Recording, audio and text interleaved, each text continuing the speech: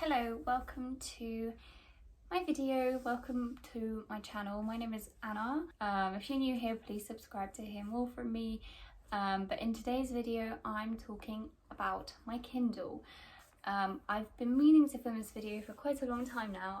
I always wait for a better moment because I feel like, no, right now is not the best moment to film this video. I just keep putting it off. I don't know why. I want this video to be perfect. I want to make sure I mention everything that I want to. In this video, I'm going to be talking to you about my Kindle, but also what is a Kindle, what are the pros, what are the cons, to kind of maybe help you decide if maybe you're thinking of getting a Kindle and you want to decide if it's worth it. But also kind of just want to talk about my journey with my Kindle as well. What Kindle do I have? I always forget what Kindle I have. I've got it written somewhere. So I have the Kindle 10th generation from 2019 and it's got 8 gigabytes on it and it's the white version. I got this Kindle nearly 2 years ago. I got it in June and that's kind of when I restarted my reading journey, because before I used to read on my iPad, and the whole reason why I got a Kindle in the first place was because my iPad I had a bit of a problem. I had so many wonderful books on my iPad, so many annotations, there were so many, and right now I wish I could go back to read them. Some of my favourite books were on there, annotated and all of that, and then one day, I don't know what happened, but they just all got wiped. My iPad was wiped and I couldn't get them back. They were not on my iCloud. I don't know how that is possible. I don't know what happened. They're just gone forever. And that was a very upsetting day for me. It was very upsetting. That kind of put me off my iPad. The other reason was my iPad was too big, too bulky to carry around everywhere with me. And it was also the time around the pandemic, before the pandemic, when I started wearing glasses. And I just thought, is my iPad contributing to my eyesight problem? Because I was really spending so much time in front of my computer and then in front of another screen. So I looked for an alternative and I found the Kindle, and I just got the most basic, simple one I could find because I was impatient. And as a student who doesn't have a lot of income, it actually took me a while to save up the money for this, so I was just so excited. And I remember receiving this in the mail, and I can't take off this case because I want to show you what it looks like. Yes, so that's the story of how I got my Kindle. And since then I have read a lot of books on this Kindle, and I've been through quite a lot of adventures, one of them being dropping my Kindle. So this is what it looks like. It's got ads. That is an ad. I got the one with ads. I got the white version just because I did. I don't know the reason why. So I got the white version. It does need to be cleaned at the back because I just put my case on there. There's a reason for that. I'll tell you in a moment. Actually, you can probably see the reason already. That is washi tape, because I had a bit of an accident with my Kindle. But apart from that, it is great. It's in good condition. Nearly 2 years where our friendship is still going strong. Now I'm going to talk about the pros and cons, starting with the pros. I think there's a lot of pros to a Kindle. First of all, it is small. It is like the size of your hand, so it can fit in your bag. Even if you have a really small bag, it doesn't take up that much space in comparison to an iPad. A perfect option for traveling. The reason why I read a lot of ebooks is because I don't have a lot of physical books, but also I don't want to take a book with me, putting the book into my bag, taking it out multiple times, because it can get ruined and I don't want that. I want my books to be in very good condition, and this prevents that from happening. It's also good for when you're traveling somewhere far away, or you're going on holiday, you don't want to bring 10 physical books with you. Or maybe the books you bring with you, you decide you don't want to read them, and then what do you do? So this is great because you have everything in one place. Another great thing about a Kindle is the battery life. The battery life is insane. When I first got it, I think it lasted the amount that it's supposed to, which is 6 weeks. And I was just so surprised. I was like, wow, this is so great. That also does depend on how often you read, because if you use it every day to read, it obviously won't last you 6 weeks. But if you don't use it that often, then it will. But now, after having this for nearly 2 years, I think the battery life is still very, very good. I don't know how often I charge it. I like to believe it's once a month that I charge my Kindle. I don't think there's ever been a time where I've charged it twice unless I've been reading a lot every single day. But around once a month, that is still really good. Is you have all these books in one place. It depends how many books you have on your Kindle, but I have around 100. There's a good and bad thing about that. Because they can just sit on your Kindle, you can really forget about them. But it's also good because sometimes you don't know what to read and you can just choose randomly a book to read. And if you get bored of it, it's fine, you can start another one. It will all be in here. Is that it's quite comfortable. Like, having a book sometimes is like reading a physical book is sometimes difficult. Like, I'm thinking of like when you're before you're going to sleep is good for that. However, it is like it can slip from your hand quite easily, which I'll go on to in a moment, but having a case kind of helps with that. Another positive, I think, is, because did I even tell you what a Kindle looks like? No, I didn't. So another positive is, this is what it looks like, by the way. This is what my Kindle right now looks like. You can connect it to Wi-Fi. I usually have the Wi-Fi switched off because I think it helps with the battery. You can create like folders. I used to do that. I don't anymore because it's quite tedious, but collections, and these are my collections. And in terms of, is this like, does this lag? Is it slow? Yes and no. Sometimes it does a little bit, and sometimes I do get that, but like if you compare a phone to this, you can't compare them. A phone is going to be much quicker at responding. This is still quite good at responding. It just sometimes it just feels really slow, but maybe it's because I'm used to my phone. And like here you've got the settings. You can adjust the brightness, and when you're reading something, I like that you have different options of customizing what you're reading. So recently I changed the font of some of the books I'm reading. You can change the font, the size of the text, layout as well. You can actually change the orientation where it's like this, which I don't think I've ever read like this, but I kind of get the appeal of it now because it seems fun. I don't know but you can change all that. It has really good options.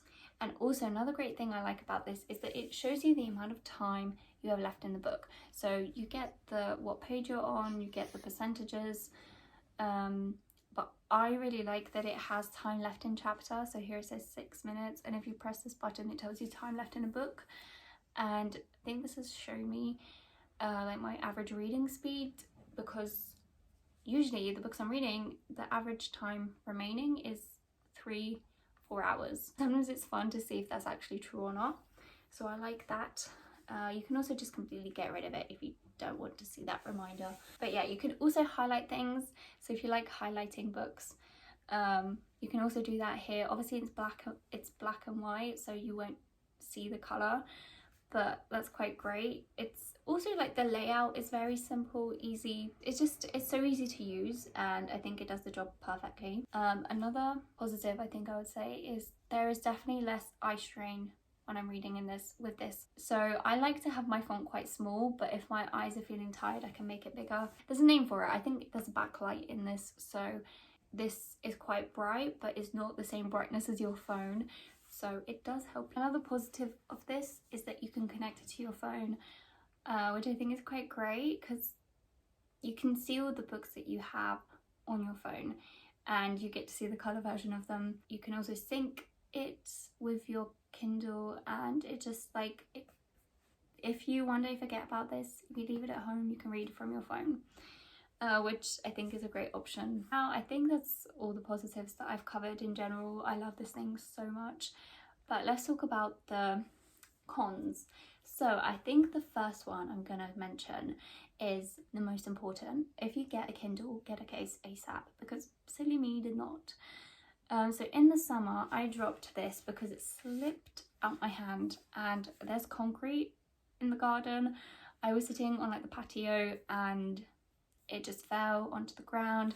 It cracked over here and here, scratches at the back. Like from far away you can't see, but it doesn't bother me that much because I finally have a case. And then I think this was in January after Christmas. I was sitting right here, and the floor that I have a carpet. I have a rug, but it doesn't reach here where I'm sitting now. So this is a panel, and I dropped it again. It slipped out my hand and I cracked it, and a piece literally fell out. That is why I now have washi tape on the corner. I've tried to hide it as best as I can so you can't see it here, but it's keeping a piece of plastic in place. So that is why you need to get a case, and I wish I got one sooner, prevent this from happening, but it did. Oh well. So I got a case. It's blue because they didn't have any green ones, I believe, and now it keeps it safe for me. I think one of the big downsides is you have to be careful in general with every electronic device, with everything. You could have a book and it falls and scratches. So just if you're thinking of getting a Kindle, get a case with it like ASAP, because these can be delicate. The next would be ads. So as you can see, there's a different ad. It's a bit embarrassing opening this up in public because I just like quickly swipe so no one can see the screen. But I find if I switch off the Wi-Fi, it stops showing me ads. It just shows me the welcome to your Kindle kind of sign, but still it's like a lady with a sword and she's like looking, or she's looking through something, and it just, when I open it I feel like people might be thinking, what is she reading? What is she doing? But oh well. Yeah, so that's my downside, because I guess it's my fault. I got the one with the ads because it was the cheaper version. Another thing would be no dark mode. I don't know why, but I don't have the dark mode. In general, I don't have quite a lot, like not quite a lot, but there's also the inverted mode, I think, which kind of works like the dark mode, but I don't have that. There's also warmth customization. I don't have that. I only have brightness, and sometimes I wish I had the dark mode, but when I read up about this online, it said that my Kindle does have a dark mode, but it doesn't. So I don't know what's up with that. Maybe my version is the wrong one. I don't know.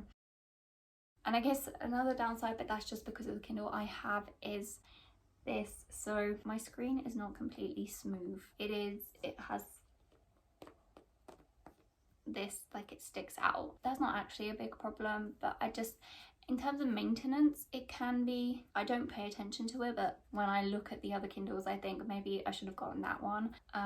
But that's just, I guess, more of a me issue. Two more things. The next one would be that there's not that much customization on a Kindle. Like, yes, it tells you how much hours you have left of your reading, but sometimes I think there's a different type of e-reader that has this, where it tells you how many hours you have read in the day, and I think that's such a cool feature that I wish all Kindles had, because yeah, it's just to read, but I wish it had like, or like if there was an app that connects to it and tells you how much you've been reading today. And I know Storygraph like does that, like the genres you've read and like pie charts and all that, but as someone who's interested in like the analytical side of things, I would like to see that on here. Like, you have read 5 books this month, you spend 20 hours on reading. Like, that would be interesting to see. Maybe it's an idea for a future update, or maybe there is a Kindle already that has that. I don't know, but it's probably expensive. And the last kind of negative would be that yes, it is a little bit slow at times. It lags a little bit, but that doesn't like cause any problems to the reading experience. It just, sometimes I'm impatient. That's not really a problem. It's one of those things that's not a problem but is a problem. So I think that's all. I kind of just wanted to talk about the Kindle and my Kindle experience. I guess another thing I forgot to mention is that obviously with the Kindle you have Kindle Unlimited, which is where you can get some really good book deals. So the idea is that you pay £9.99 or dollars, I don't know what it's like in my country, and you get access to all the books. Basically you can read, I think, 20 books at a time, and I think that's such a good idea. Just, there's a lot. I feel like Kindle has recently, with the popularization of reading again, updated their kind of books that they put out, because it used to be like really weird romance novels, weird books, but now there's a bigger selection. And also sometimes you just have to look through the Kindle, the Amazon list basically, because sometimes you can get such good deals. I know it's quite tedious always looking through the list, but sometimes you can find some really good. Okay, I think that is all that I wanted to say. I hope I've covered all the points that I've been meaning to cover. I, in general, really do recommend this Kindle, any Kindle or e-readers, but I'm talking about a Kindle here now. I think it's worth the price. Like, looking back, it's been 2 years nearly and it's still going strong and it is great. Maybe one day I will update and get a different sort of Kindle if they ever come out with the feature of those customizations that I talked about. That does not replace my love for physical books. I'm slowly working on my physical library, so I do love my Kindle and I would definitely recommend it. So thank you for watching this long chat about my Kindle. Let me know if there's anything else you would like to know or see, or any questions you have, leave them and I will get back to you. Thank you for watching and I'll see you in my next video.